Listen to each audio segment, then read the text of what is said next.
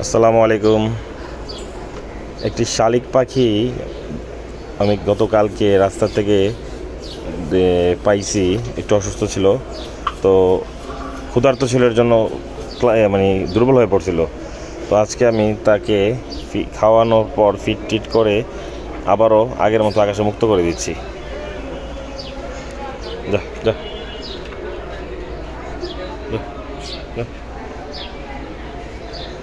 বেরো বেরো।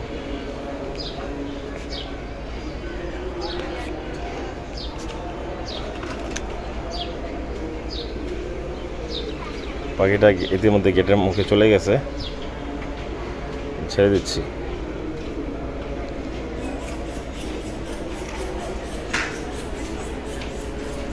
চলে গেছে, ওই যে চলে গেছে।